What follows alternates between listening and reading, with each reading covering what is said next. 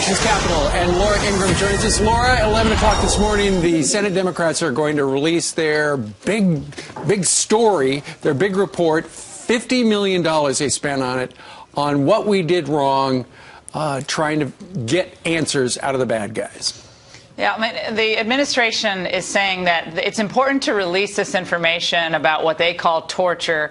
Obviously, we waterboarded a few individuals, very high target, very important individuals. Three. They talk about how it's important for transparency purposes. Now, think about how few times, when people actually want the information released, the administration has been transparent. In the lead up to Obamacare's release, the details about the implementation of Obamacare, the issue of executive amnesty, they held that back until after the election.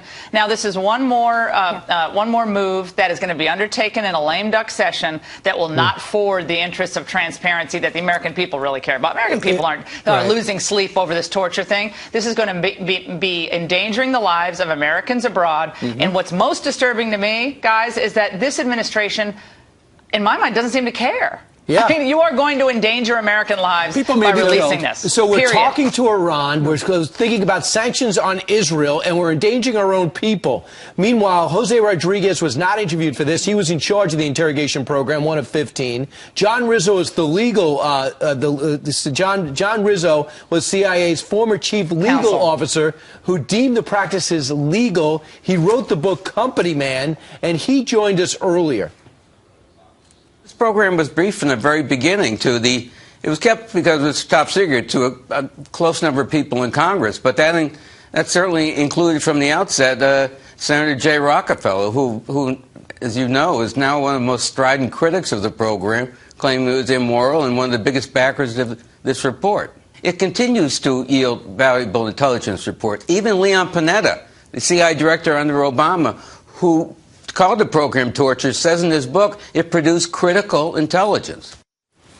Well, of course he's right, and he was the man at the scene. Now the attempt to smear the entire CIA, claiming they misrepresented the means of interrogation to Congress. Well, I have to ask the question, why now? This has been a 2-year battle over redacting parts of this report, but why now? It's because it's a lame duck session, and they know come January the Republicans would not countenance this. But the president and his foreign policy team, by okaying this and demanding it, are putting the lives of Americans and our allies in danger abroad. The president made a big deal, by the way, about Gitmo, that, we have to shut down Gitmo because Gitmo is a recruiting tool. What about this? Yep. They've released what will be a recruiting tool for the jihadists. Nice going, guys. Without a doubt there, Laura, you got that one right. You know, I want to ask you about your feelings on the Department of Social Justice, the federal officials actually lecturing Ferguson residents about white privilege. You know, where's this conversation going? What were your instincts there? Yeah, the community relations wing of the Justice Department descended upon Ferguson, as they had descended upon the Trayvon Martin deal down in Florida. And they sent dozens and dozens of Justice Department officials down to, quote, investigate and give counsel to the folks in Ferguson. Now, when I first heard 100 people had gone down, I mean, my antenna went up. Like, no good is going to come of this. And sure enough, we find out that behind closed doors, again, the administration who wants all transparency, they didn't allow reporters in. They didn't allow transcripts to be released. But town hall events lectured individual citizens about what the concept of white privilege means. And white privilege means that if you happen to be white, even if you're middle class or you came from a working class background, you have certain advantages over the underprivileged minority classes in this country. It is textbook left-wing ideology taught in our universities today. Entire classes, and in some cases, we're going to have departments devoted to white privilege at our top universities.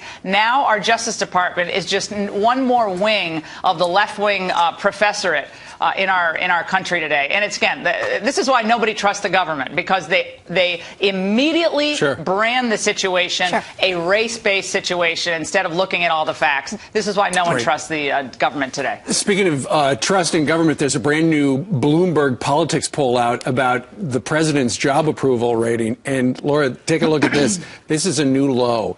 Only 39% of the people in the United States of America approve of the job the president is doing. It doesn't surprise me, Steve, because I think in the end, these images of chaos on the streets, shutting down interstates, Berkeley was part in flames last night, more problems on the streets last night. This is unsettling to people. Where's they don't the good like this. part? They want law and order from the border to the streets of the United States to the application of justice without bias, without the infection of ideology, as we saw with that white privilege deal down in Ferguson. Right. People are very uncomfortable. I think this is going to backfire huge on the Democrats. They're overplaying their hand. This is a stupid move on their part to whip up everybody into this idea that the whole system's rigged. You can't get a break if you're you're a person of color, and it's not helping anyone, and it's hurting the Democrats. But I guess in the end they don't really care. This is about 2016 and getting the base inflamed before the presidential contest,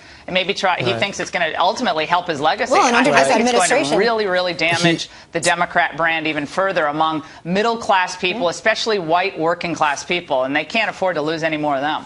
President Obama spoke on BET about race in America. Listen. My mind went back to what it was like for me when I was 17, 18, 20. And as I told them, not only do I hear the pain and frustration of being subjected to that kind of constant suspicion, but part of the reason I got into politics was to figure out how can I bridge some of those gaps in understanding so that the larger country understands this is not just a black problem or a brown problem, this is an American problem.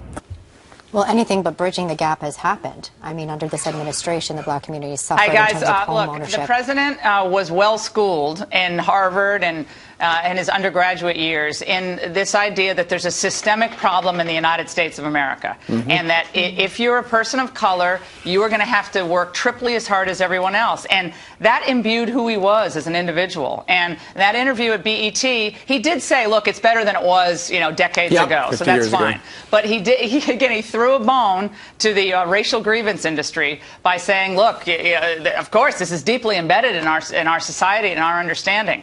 Again, how this helps race relations in the United States, I don't think it does. There are a lot of working class whites today and Asians and people of color who just want to get a job and just want to support their families. They're not getting up in the morning obsessed about race. But from day one, this administration with Holder and so many other examples have been obsessed with the question of race. And race relations have only gotten worse. That's because we're a nation of cowards. I heard somebody say that somewhere along the line. Exactly. All right, Laura, thank you very much. She joins us once a week. Today was the day. Now she's going to go do her radio show all across the country. Thank you, Laura. Bye, Laura. We'll see you soon.